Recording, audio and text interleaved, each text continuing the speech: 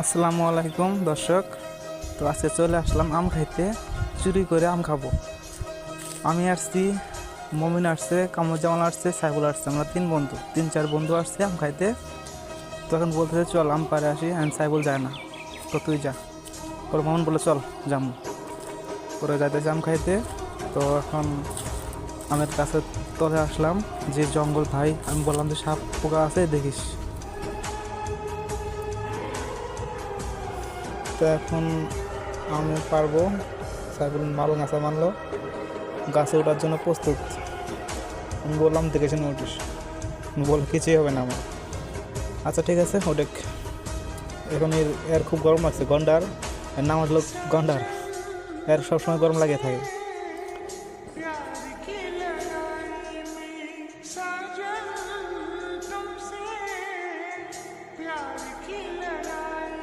তো হঠাৎ করে বললো যে তুইও যা, পরে আমিও চলে আসলাম আম কুড়াইতে। এই দেখেন একটা আম, তো ও পারতেছে, আমার খালি কেস ধরতেছি আমি। তো আমটা নিলাম, এখানে রাখলাম, আর একটা ওই পাশে ফলাইছি। তো ওখান থেকে কুড়ায় নিয়ে আসলাম।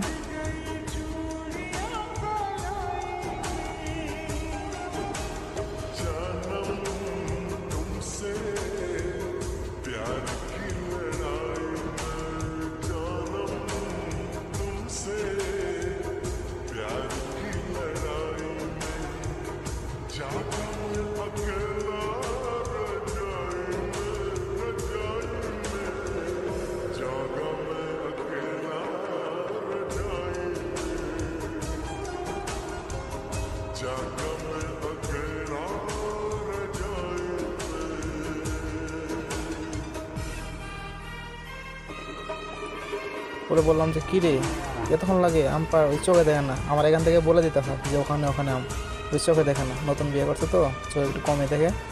তো আম ফালা তো ওই পাশে, তো বললাম যে এইদিকে ফালা, তুই তাহলে ওইদিকে ফালা। আমি কি আর করার, গাছে তো উঠে নেই। আবার দেখা দিচ্ছে আম ওই যে ওই পাশে ওই পাশে। তো আম পাড়া শেষ, এখন ও নেমে আসবে, এখন নামবে। তো লঙ্গিটা গেছে ফুলে।